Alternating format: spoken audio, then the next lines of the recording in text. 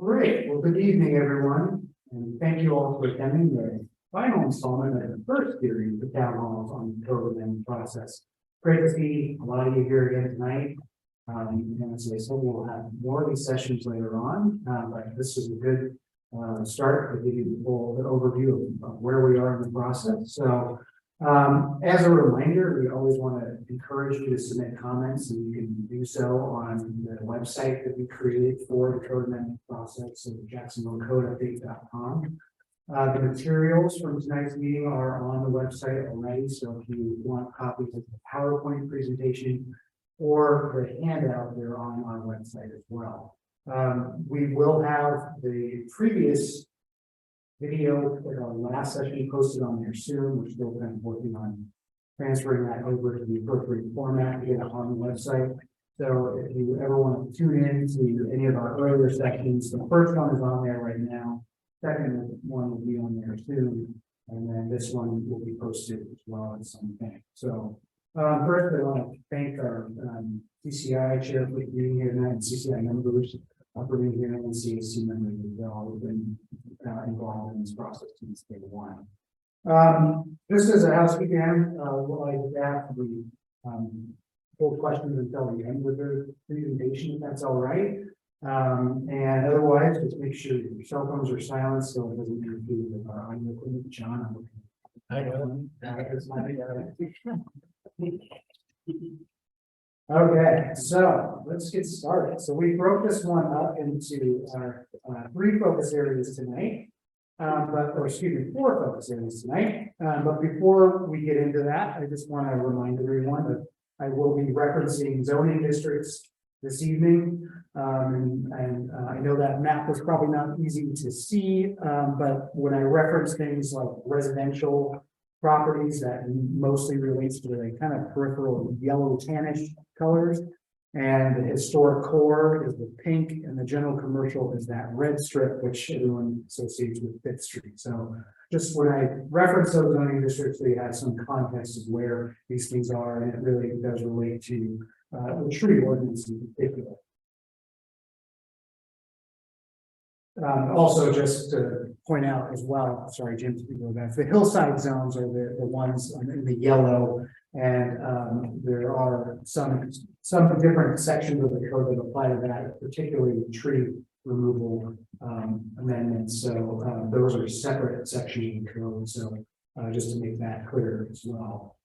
As well as the SP or special protection, we can agree on that.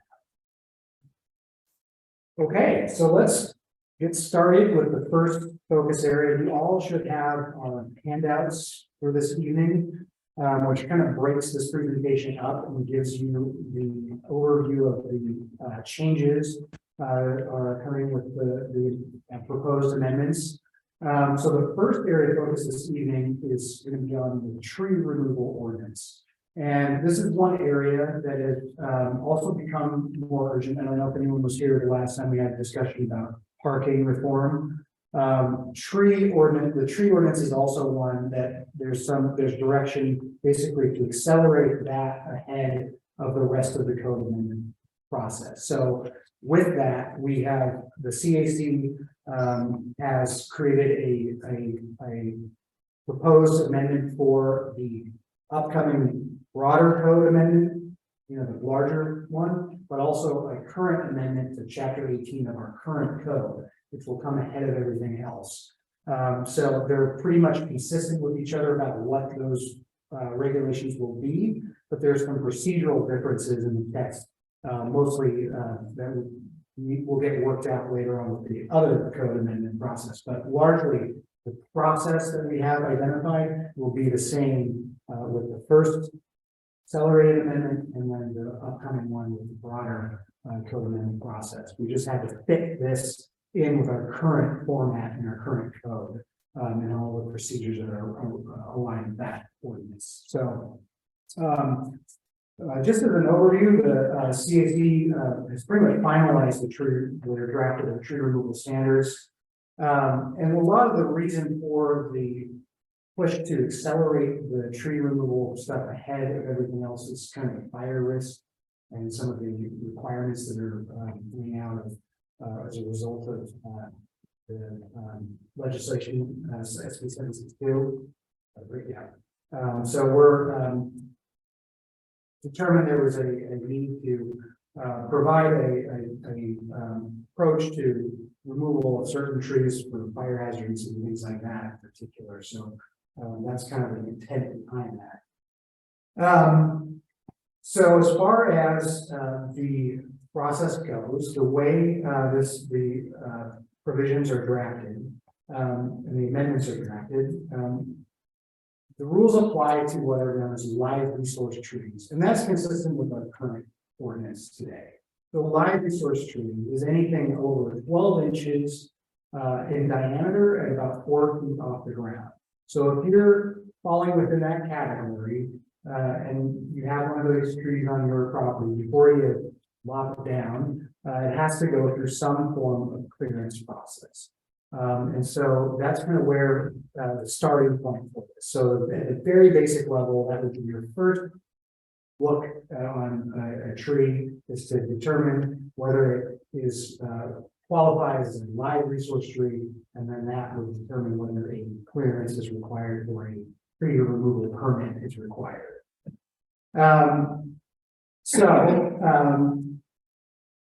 Currently, the way that the current ordinance is written is that our tree removal process is tied to review level areas, so level 1, 2, or 3, meaning you could have, and that's really tied to the historic resources within the city. So it really creates kind of an issue the way that's identified, as far as you could be in a level 1 property because you're within a certain distance of a historic resource, and you're subject to a $240 filing fee with notice.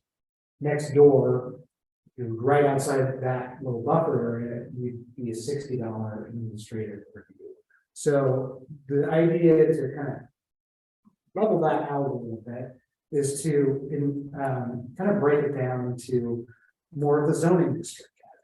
So in the historic core, in the general commercial zoning districts, and the special protection and hillside districts as well, there's more of a review process that requires a notice and a period of time for comment and things like that, and then the removal permit is issued. So the approval criteria for that level, that first tree removal permit level, are fairly consistent with the current standards where they've been cleaned up. So if the tree is in danger of collapse, or if it's necessary to protect the primary structure, or disease and blighted and endangered, or it's located within the proposed building envelope, then there is a path to remove that tree through that process. All of this does, through this process, there is, as I said, the notice procedure, and then following that, it would be the planning director would review the information received and then issue a final order of approval or denial or whatever it may be. And it gives us the ability to also request additional information. So if there's some piece that we need to know, we can request an arborist report to substantiate their requests and things like that. So that's kind of the first part. So if you're in those historic core general commercial areas in particular, it requires that full tree permit process for the most part. There's a couple of distinctions there, but I'll get to that later.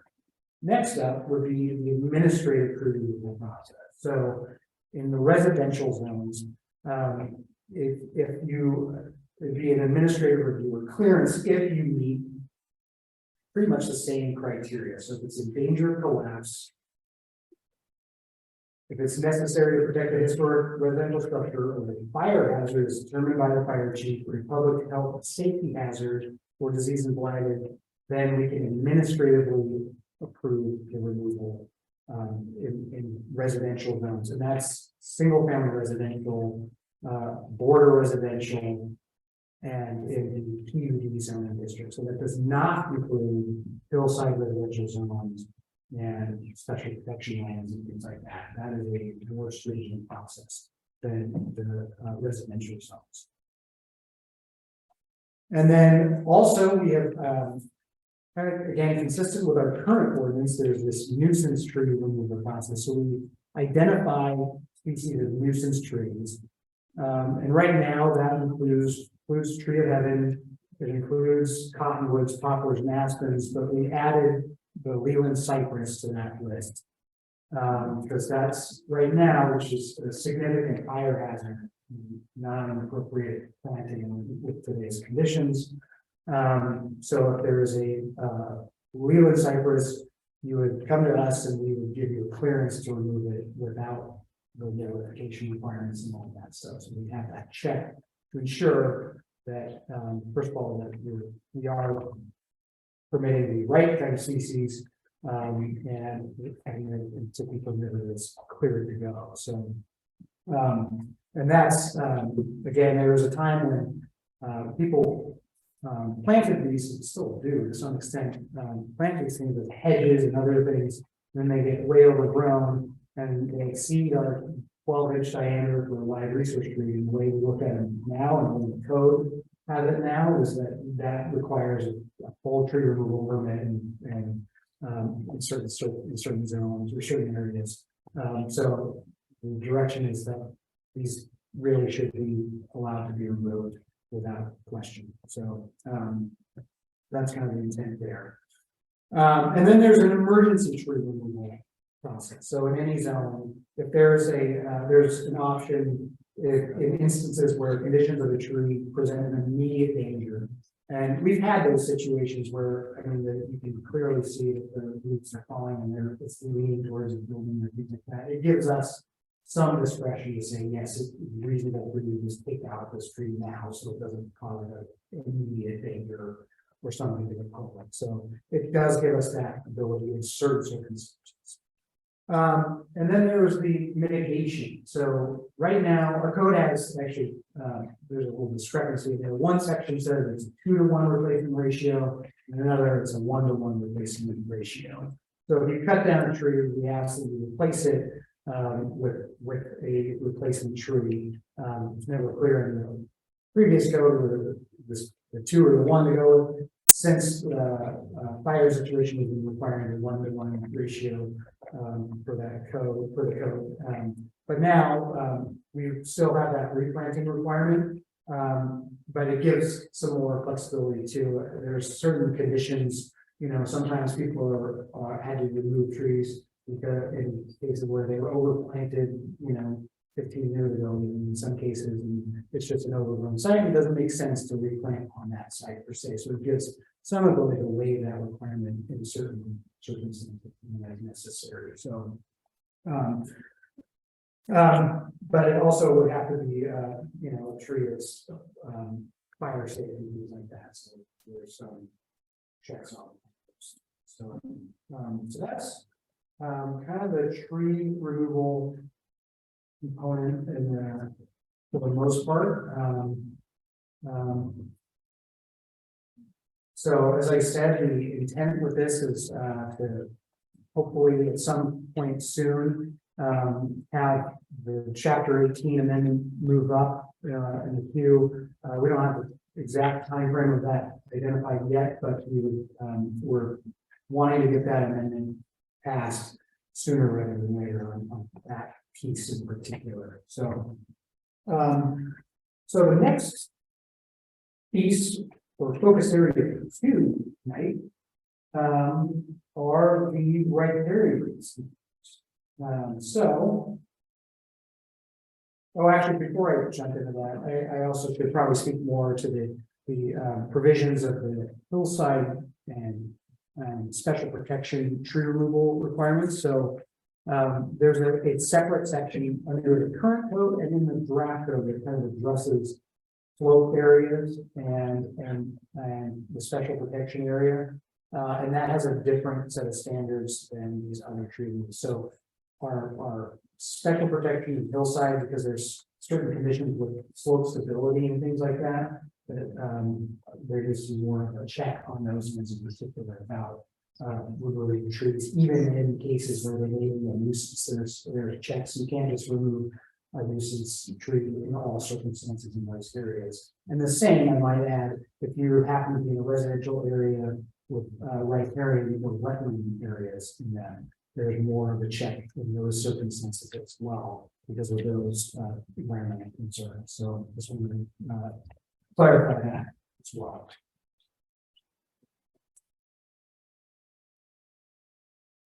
Okay, so now on to focus area 2, which are the riparian standards. And this was really for the CAC when they went through this. A lot of it was kind of clarifying and cleaning up some of the language to be a little bit more intuitive in the way it reads. But a lot of the protection standards are exactly the same as the current code. It's just kind of formatted slightly differently. So just to give you a basic idea of the terminology, the riparian buffer is that distance from the creek to what they call the top of bank to a delineation where that area is protected from development and other impacts that may affect the creek or riparian area. So when I'm talking about riparian protection areas or riparian buffers, it's that distance of space right at the top of the creek bed. So just wanted to clarify that. In Jacksonville, we have 2 creeks that are subject to these provisions. We have Jackson Creek and Daisy Creek. And so next slide here. The goals of the riparian area are really to enhance the water quality, control erosion, reduce the effects of flooding, and protect and restore the character of those creeks. It also is a tool for us to coordinate with the relevant state agencies and things that also have some oversight of our riparian areas. So just to give you an idea of one change that's different from our current ordinance, it's in focus in the handout here. You see the Jackson Creek and Daisy Creek buffer area. Right now, Jackson Creek's riparian buffer is 50 feet, and that's measured from the top of bank. Daisy Creek is 25 feet, and that's measured from the top of bank. However, in looking at that, the top of bank is always challenging to delineate. So the CAC's recommendation for that is instead of doing the top of bank, where it's often, you have some very variable conditions that change even within a 6-month period, that is different top of bank. So instead, it was taken, the idea is to create a buffer from the center line of the channel of the creek. And in Jacksonville, we have a pretty narrow creek channel. So, and they added 5 additional feet to each side of the bank. So for Jackson Creek, you have 55-foot riparian buffer instead of 50. And then in Daisy Creek, you have a 30-foot buffer instead of a 25-foot buffer. You can make that up. And the idea is really, again, to make that delineation a little bit easier for staff to determine where that area would be. So that was one change that came out of this. Is really those modifications to that boundary definition. And this is, there are some. There are some cities that have from top of bank and some that do it from the center line. So there's a lot of variability there as far as methods for determining the riparian buffer. So some of the things that are permitted, or prohibited activities within the riparian corridor, obviously are placement of structures, impervious surfaces, decks and fences and things like that are for the most part prohibited in riparian areas. Excavation, stream alterations, there's also even putting ornamental grass in riparian areas. It's not a permitted function within those areas. So if you're wanting to plant a lawn in the riparian area, it's not a permitted planting within those buffer areas. They're supposed to be plantings that are approved through basically an ODNW plan and things like that, and restoration plan for the creek. The permitted activities within those areas, so obviously the restoration of the creek bed, streets, roads, bridges, because there are circumstances where our infrastructure interfaces directly with these creek areas, so there has to be some carve-outs for that. Replacement of existing structures in the same location that do not disturb additional riparian area, drainage facilities, utilities, and irrigation pumps.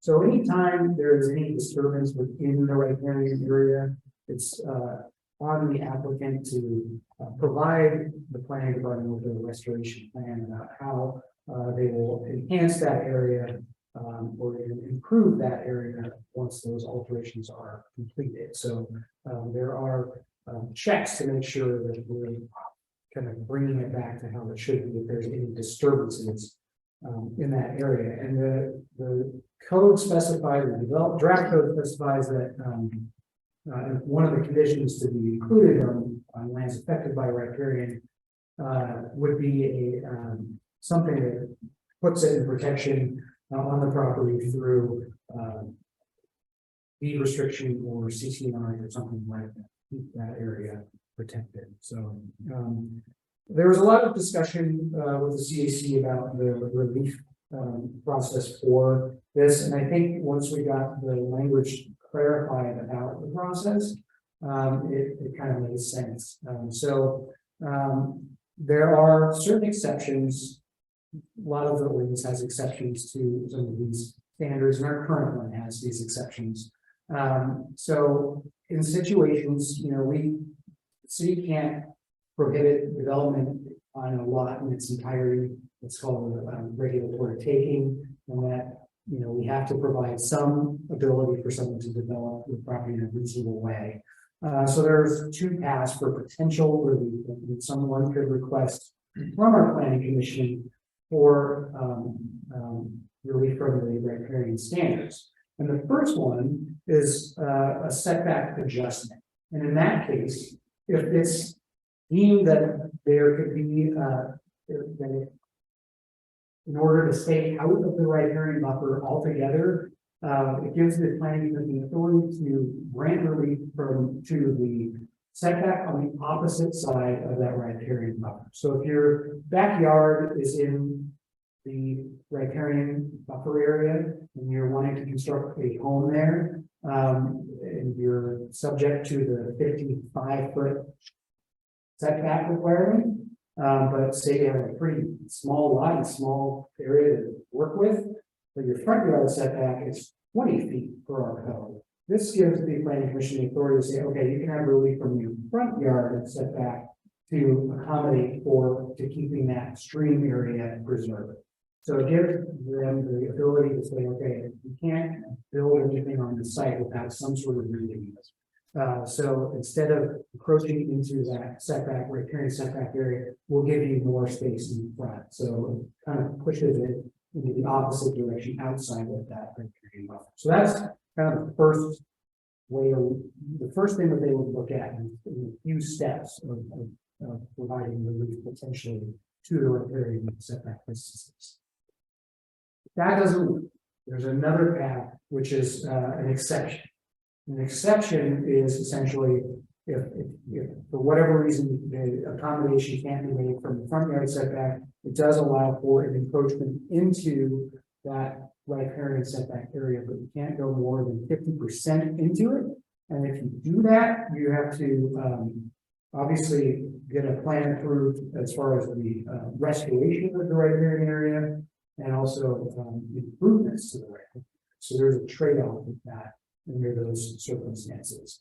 And as I said, that's actually consistent with our current code right now.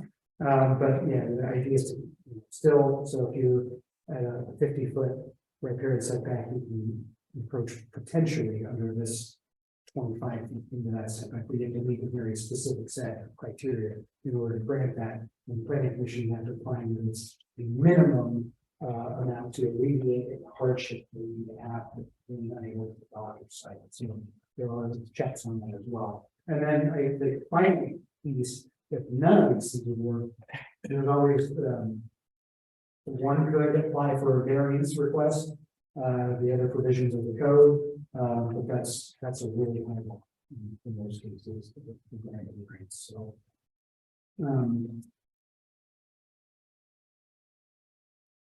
Okay, so now I think what we'll do is move on to wetland standards.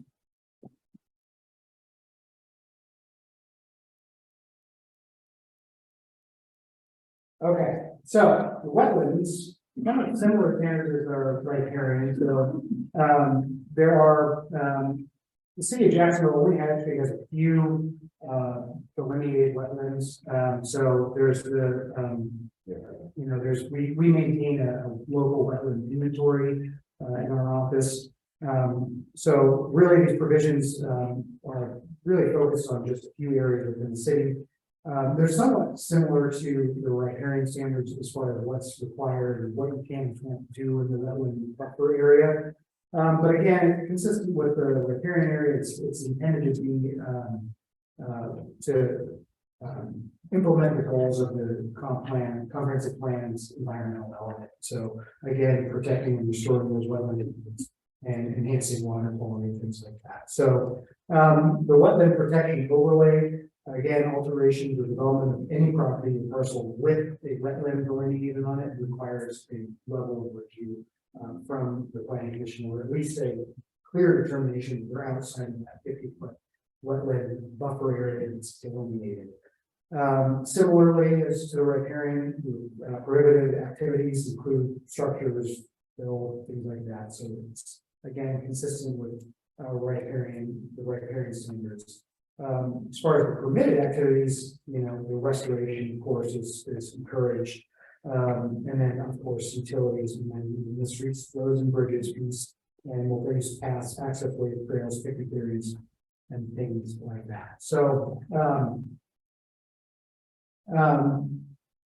the slightly different that in the way we kind of treat wetlands versus riparian. The wetlands, it's really incumbent upon the property owner or developer to submit a delineation plan to the city if there's a known or even wetland within a certain distance from a property, and that delineation has to go through the planning commission for review first before development can happen.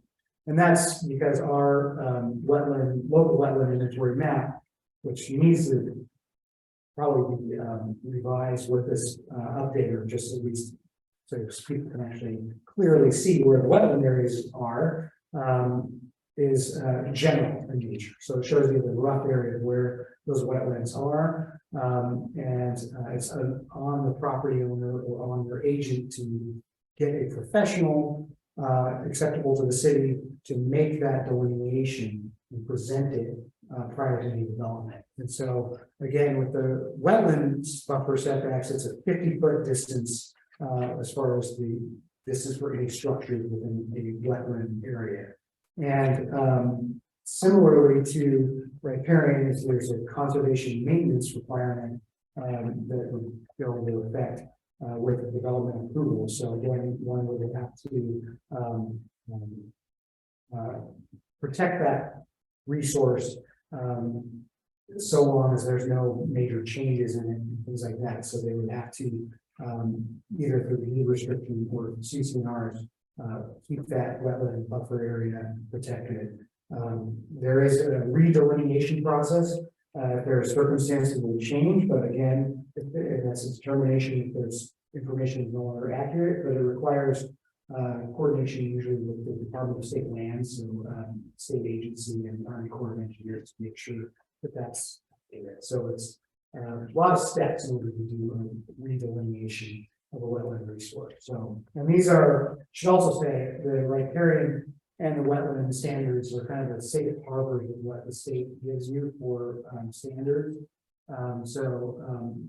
They're kind of staying in with best practice for what we ultimately, when this gets reviewed at the state level, the ordinance changes, our environmental stuff is consistent with what they determine to be best practice and correct. So that's kind of an idea there. So okay, and then get on to the fourth focus area, which is the steep slope standards. And so this is actually a pretty interesting change, I think. So the current code has all of our slope standards tied to the hillside residential zoning district. So if you, and so with that, there are restrictions on what you can do based on your slope. So if you have a site that has 30% or more slope, then you're considered to be not developable. And what I mean by that is not, you can't further divide the property and create subdivisions and things like that. So you're pretty much restricted to just having one single family dwelling on those lots. However, what that language doesn't take into account is that there are other lots outside of the hillside residential zone that exceed that 30% mark. And so right now, our code, if you are in a residential, single family residential zone, and you're in a 30% slope, we can't apply that standard in those cases, or we can't require additional measures in geotech studies in those cases. So it kind of leaves this void for some areas where there are single family residential lots, and there's not a lot of it, but it leaves it so that's kind of not addressed, and we can't apply the very specific standards that are necessary to protect the dwelling unit, the homeowners and their site, and protect the neighboring properties as well as best as we can. So the result is that we changed it from the hillside standards to just slope standards, and we have created in coordination with Rhode Island Council of Governments, we mapped and determined where all our slope areas are. So if you're on a lot and you're above 20% grade, there are these restrictions will apply. And so you can see from this map, this is just to give you an idea. You can type in any address and it'll pull it up and it'll give you your slope area. So the red is anything above 30%, and the orange is within that 20%, and then the green is you're good to go. So this is a tool that will be kind of used in coordination with our code to have those checks on lots throughout the city, and not just defined in one zoning district. So I think that's a pretty a change that makes more sense as far as applicability of the slope standards in Jacksonville. So again, as I said, the real intent is, I mean, again, if there's an existing single family lot, you're by right entitled to one single family dwelling and accessory dwelling unit, but it's not a place where you would create a subdivision with 5 lots and things like that and have several homes up there. It really easy. It's just one. It also has specific standards for driveway streets, and the way that it was drafted is to essentially mirror the fire code. So whatever the current edition of the street and access standards from the state fire marshal's office and the state fire code would carry over onto these standards. So essentially, we don't want driveways that were, speed runs and things like that. It's just more of a gradual. And it has specific design requirements for those driveways. It also requires geotechnical studies for partitions and lines. So again, if you're within that 20% realm, before you do a partition, subdivision, thing like that, you'd have to get that geotechnical study. And also provides grading and erosion control plans prepared by an engineer or geologist. So before work can start, there are checks to make sure that all the erosion control devices are in place.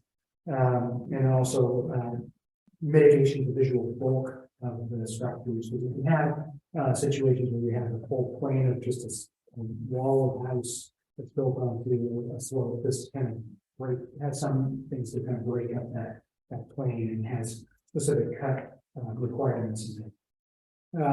And then there are specific tree protection standards, as I kind of mentioned earlier.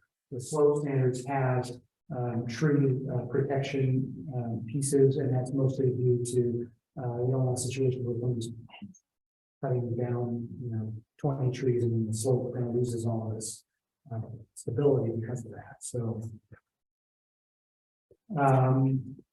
so with that, I guess it's somewhat of a shorter presentation, but I thought we have plenty of time for questions on any of this topic. So, any questions? Yeah, I want to go back to the purple, thank you. Sure. I want to go back to the tree removal Yeah. area. Under your approval, first of all, I like what you're doing.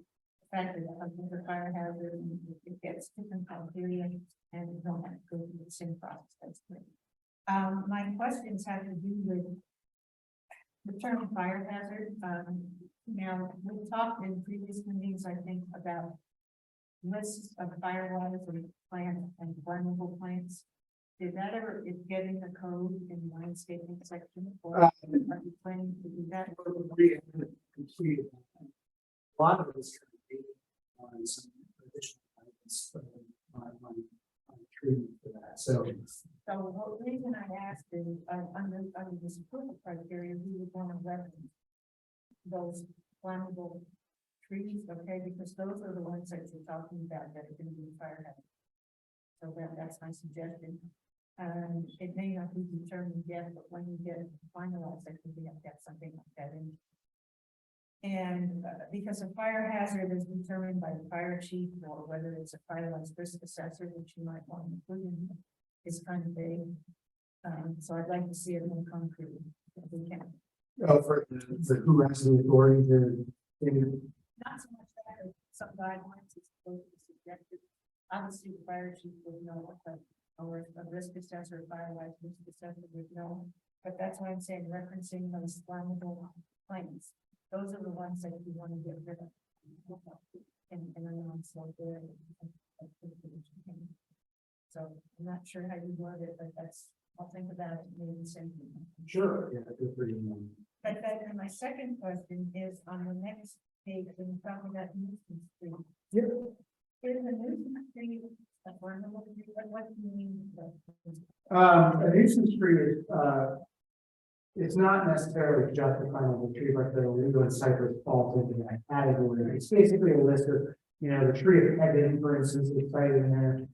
At that time, when that was drafted in the current ordinance, it wasn't required for us to think normally, but it's an invasive, and gets, those out of control. And same with the cottonwoods, poplars, and pretty brittle.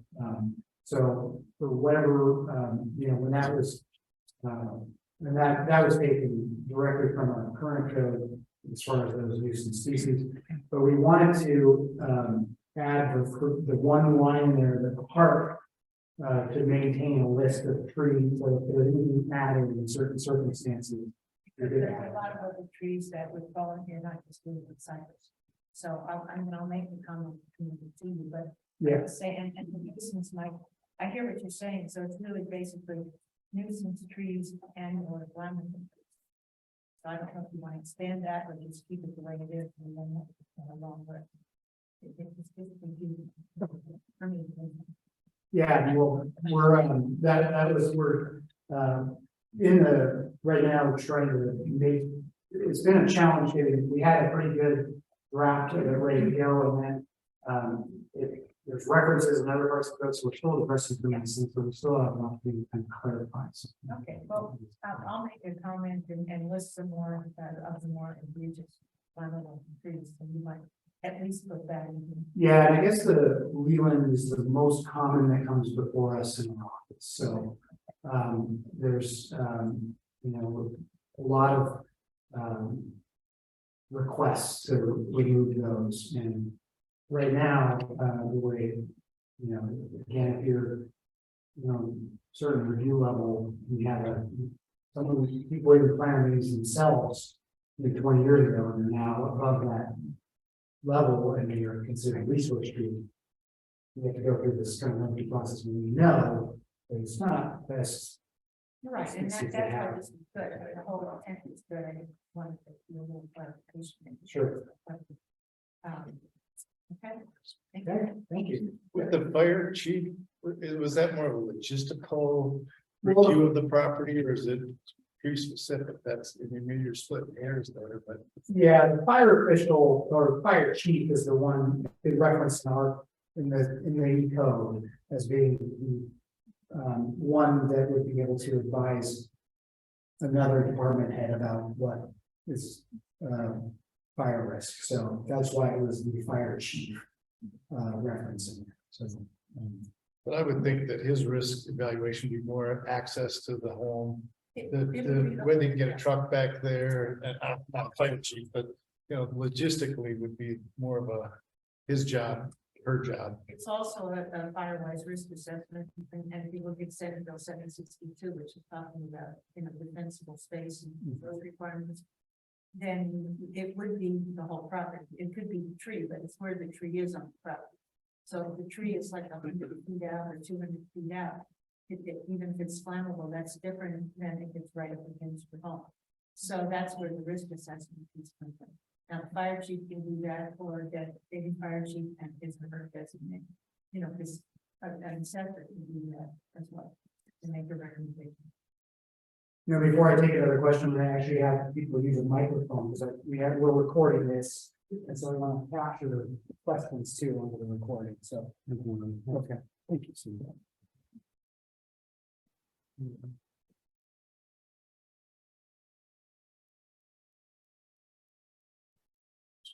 Use it directional. Yeah. My question is, we're talking about specific. What is the objective of the city for the type of trees they want in the long run? So, we want conifers? Do we not want conifers? Do we want hardwoods? And if so, then this should be match that vision of the future. So, yeah, the mitigation, if a tree is removed, there's that provision that it be one that's fire safe or fire resistant, I think is the term. But yeah, we And where do you put that in the document? yes. That's I don't know if it's gonna cost me. We'll see. And that's a good point. That's what I was kind of trying to say. You probably said it better, but is one of the things that will go eventually into the code is a definition or examples of quote good trees, fire resistant trees or shrubs, and flammable trees. And so they can be a variety of things. I mean, a lot of conifers are flammable. Okay, and a lot of hardwoods are not necessarily, but there are some, like manzanita and some other ones, depending on the condition that they're in. For example, if they've got a lot of dead branches, or things like that, and they're not taken care of, those can be flammable as well. So it has to be defined somewhere and in Hark or wherever it's going to be, so that people can look at it and say, okay, I know that this isn't what I want to do here. But in terms of the removal process, you want to be able to remove those kind of trees if they're close to your home without a lot of hassle, without it costing you a lot of money. That's kind of the bottom line. Or a fire hazard.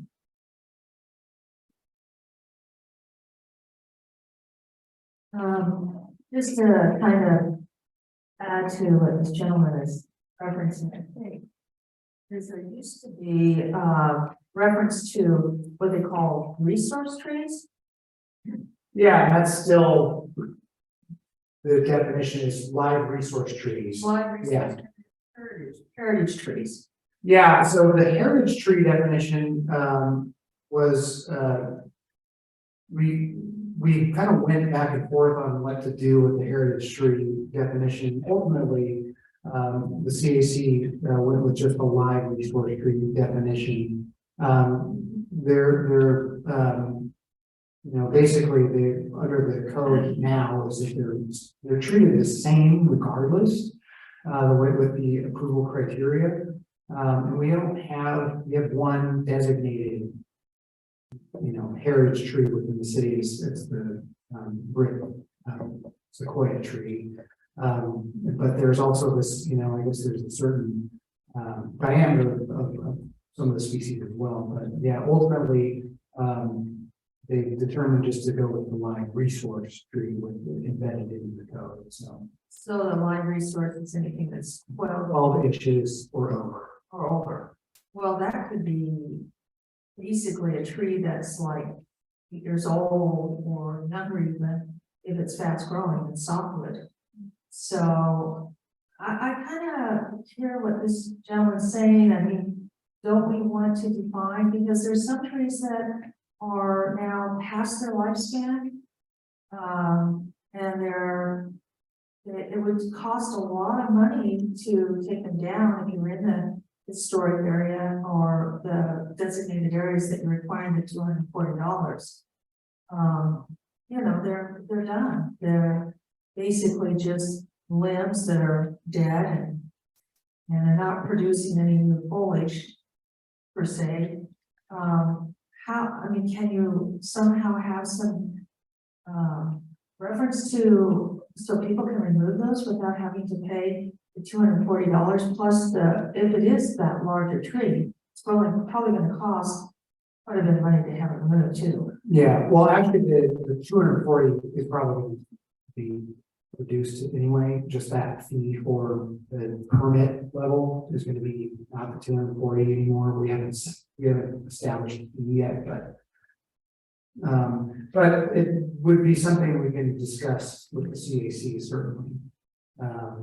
We went kind of back and forth on lists and maintaining lists and things like that. But we're going to revisit some of this stuff anyway. But we'll have that conversation with the CAC. Okay, so your approval criteria, you have 5 points there.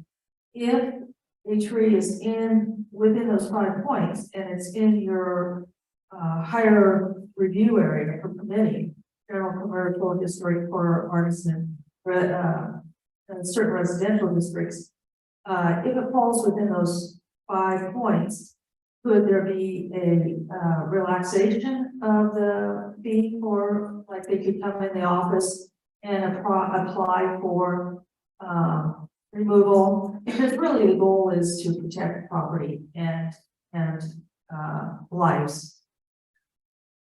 I have to discuss that with the CAC, of course.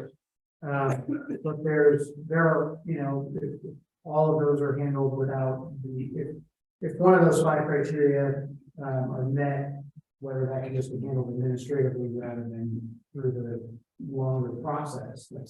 And we did have that discussion. There seemed to be the direction from the CAC was they still deemed that it was necessary to have some oversight in certain areas. So that was kind of the direction we were given as far as with the draft of the code is. In those areas, there's still thought it necessary to have a review procedure kind of expanded beyond what the normal, what outside of the residential zone in those areas. So Okay. that was kind of the intent of that. So I thought it was kind of important to have some of that. But Okay. we can certainly bring that. So.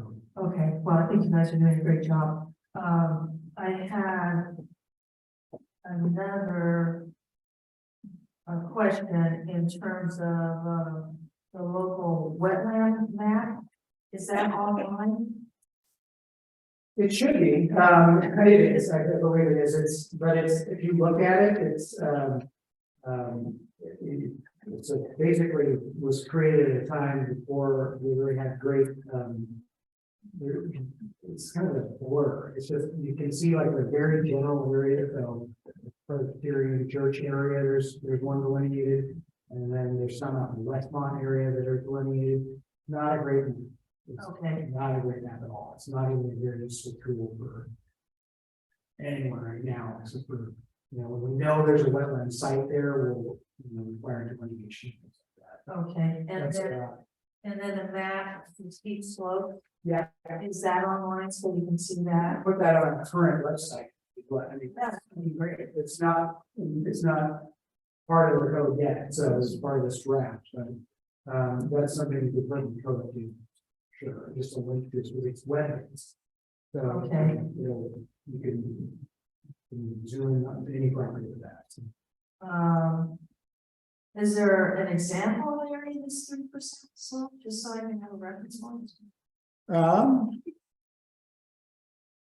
Well, some of those areas in red, are the 30% slope that you can see on the screen, but once we have that live, you'll be able to zoom into any property and show that 30%. Okay. So basically what you're saying that if it's 30% or greater, if it's already developed, then it's already developed. Right. And if it's not developed, then You still would, if it's a single lot, you can still build one single family dwelling and it would be consistent with, so, or whatever the use may be that's permitted. I'm using the residential as an example. But yeah, by right, you could do one single family dwelling. Maybe it's just the further developing or further dividing would be where it would be to stop. how about if it's a commercial property? Commercial, same, it would apply, but we don't really have, except we don't really have any commercial areas with the, and you can see the, that's basically the 3rd Street corridor there. And that little zigzag is actually the trail for Andrews Place, the subdivision at the top of 3rd Street. That's, we're partly why that area was not ever part of the development. But all the green is the historic core and then heading out towards the general commercial zone.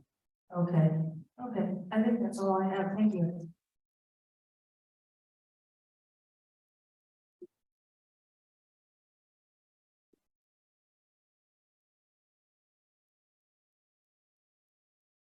I have a question. What if your neighbors planted a big old row of cypress trees? I'm not real good at like types, but that have now grown and grown and grown to where they're really overgrown and they actually terrify me in terms of fire hazard. Do I talk to the neighbor? Do I talk to you guys? I would recommend talking to the neighbor about that, potentially, that, yeah, we wouldn't have any ability to require them to remove those in our code. It's worth a conversation with you for sure. And then, yeah, I bet a Firewise person would be happy to talk. Yeah. Talk to the neighbor.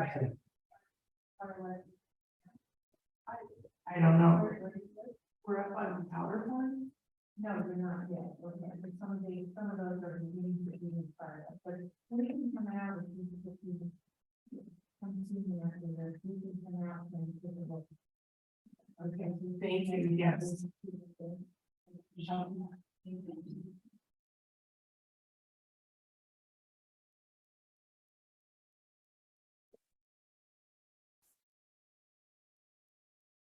She brings up a really valid point. Can be put in the code that, there will be a tool that if there is like fire hazard, row of trees like that, that it could be like designated that the city oversee the removal, I mean, just require the removal of the trees, because right now,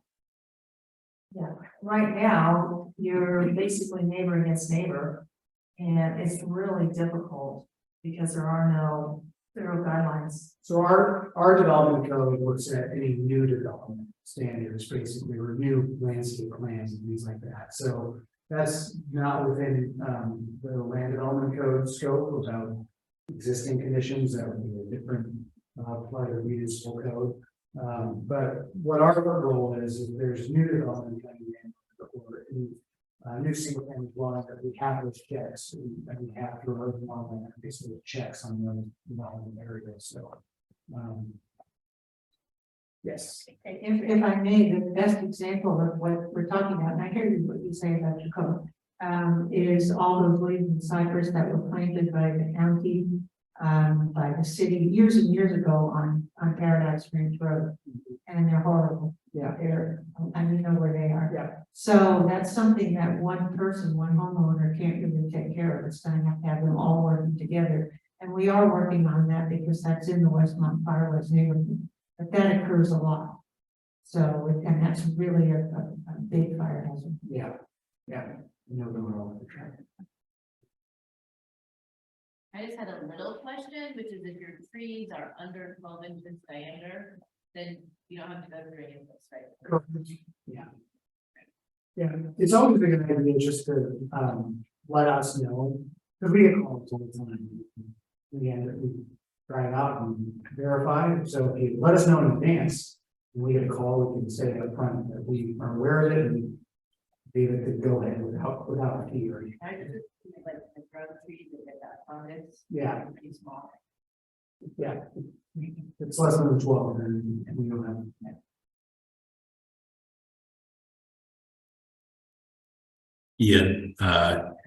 Yeah, I'm gonna ask you questions now. Wouldn't, That's not what this. yeah, I'm definitely not paid to make your life worse. Wouldn't an easier datum be to use circumference instead of diameter, or have there been problems? It's actually, it would not be. Okay. The diameter is the easy route to determine that. There we talked about doing the circumference piece, but just for ease of quick verification. That's a forest standard. Is it? Okay. Great. Yeah. Okay, great.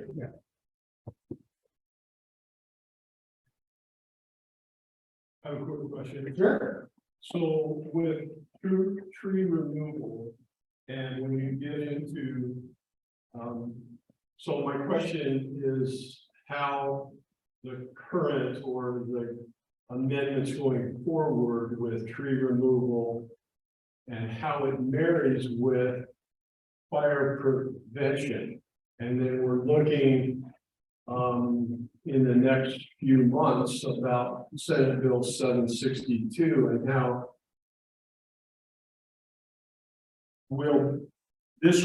should all speak the same language basically, because you don't want to write regulations that in 6 months you may have to rewrite again.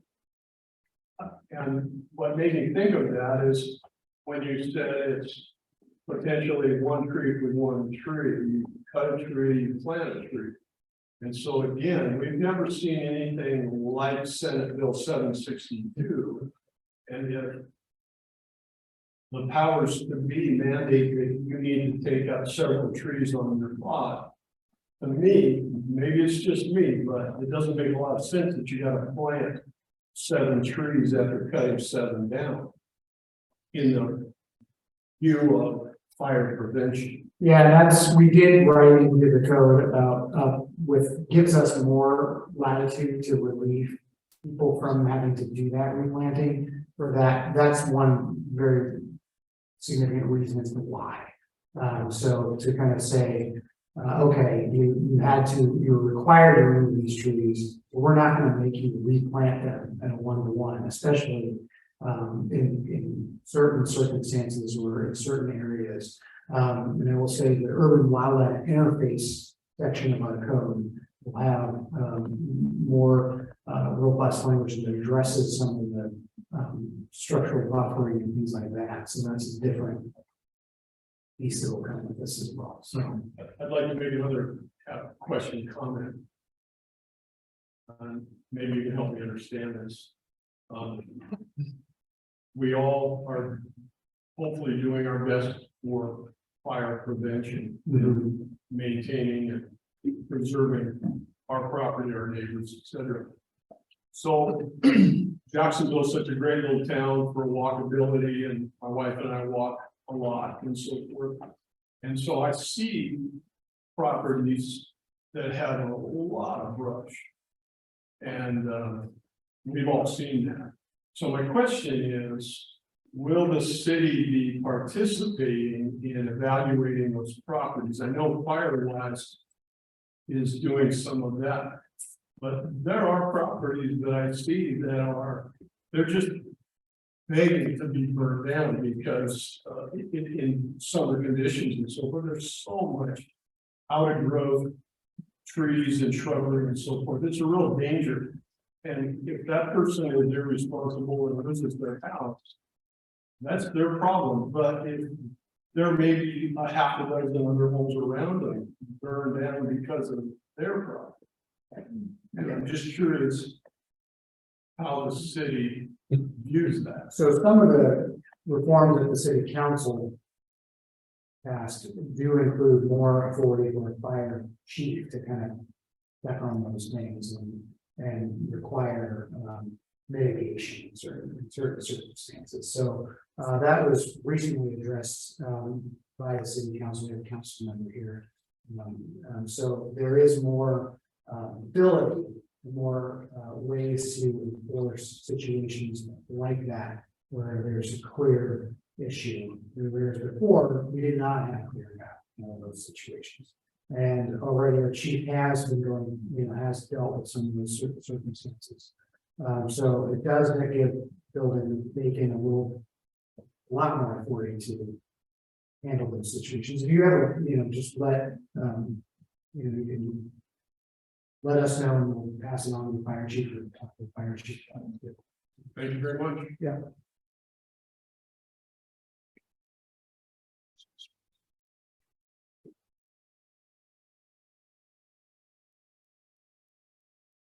Okay. Thank you, everyone. It's great to see you all. Happy holidays.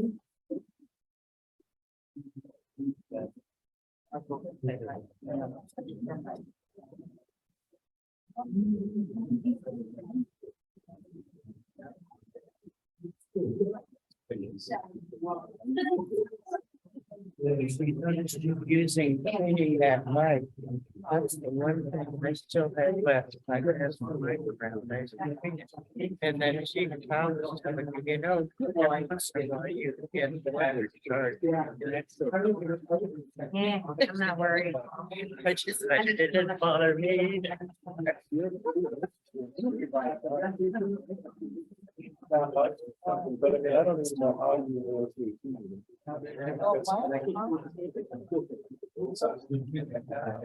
it's very important. Yeah.